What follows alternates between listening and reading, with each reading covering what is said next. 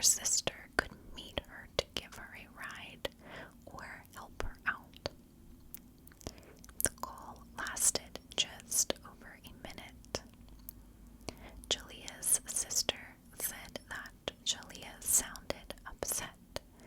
She could hear what she thought was arguing, but Jaleayah was not hysterical and not slurring. She just seemed very off.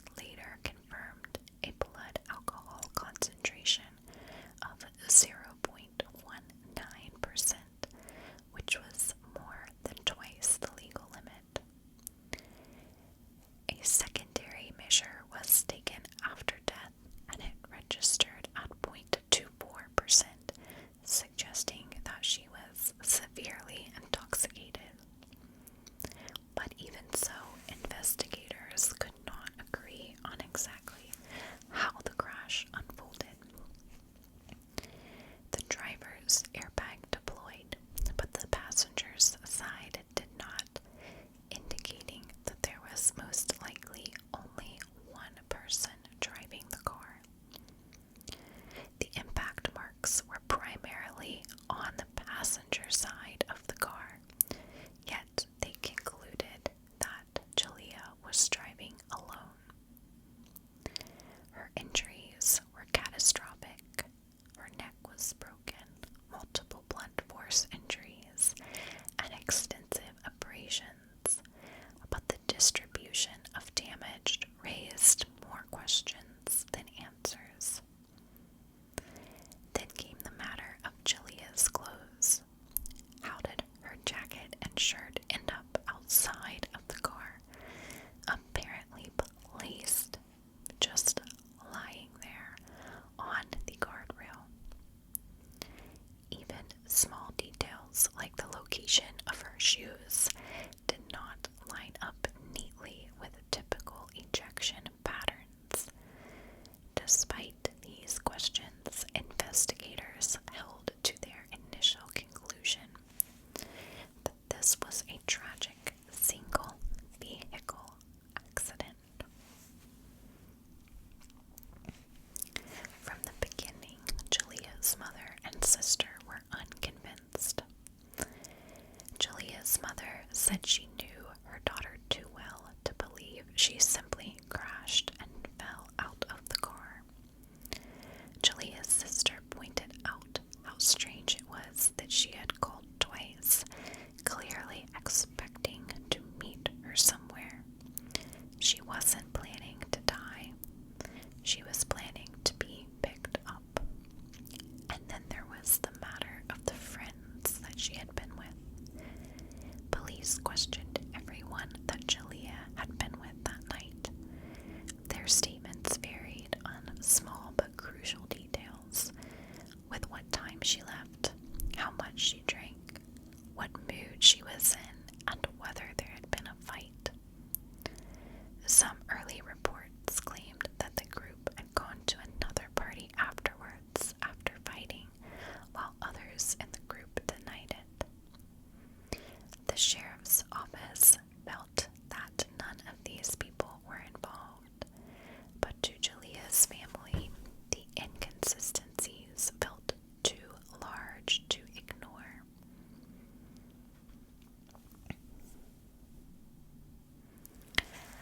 After over a year of analysis, they released the final findings in March of the year 2013. They ruled the death as accidental. The official statement said that Jaleayah was driving north on I-77 at a high speed, struck the guardrail on the passenger side, lost control, was ejected through the passenger window, and was then possibly struck by passing vehicles that caused her to end up in the fast lane. An engineer from Kia Motors even investigated the vehicle and found no evidence of a defect. To them, it was an open and shut case. But to the Davis family and a growing number of true crime followers, it was anything but closed.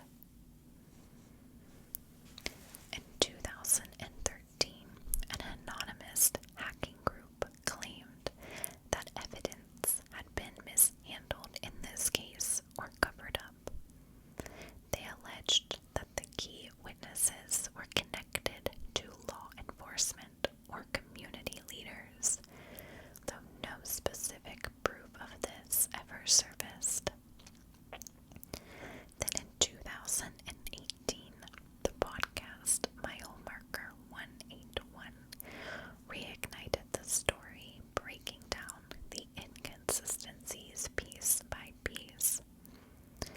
The show drew national attention not just for the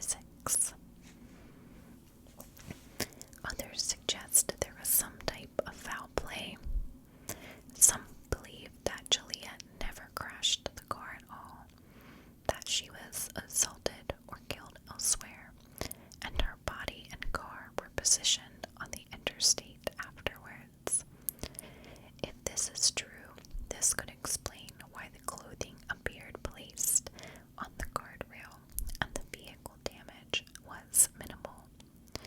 This could also explain Jaleayah's final phone calls. Maybe she was fleeing or was already in distress. But this theory would require someone to stage the crash scene convincingly and escape detection. The third theory is a confrontation that was gone wrong. This theory suggests that after leaving the bar, Jaleayah may have met with one or more of her friends, possibly to continue arguing or to reconcile. Something may have gone wrong, a fight or a struggle leading to her death, after which her car was staged on the highway as if to appear in a crash. This theory draws on rumors of strained relationships and jealousy from that night, though no physical evidence supports direct foul play. As the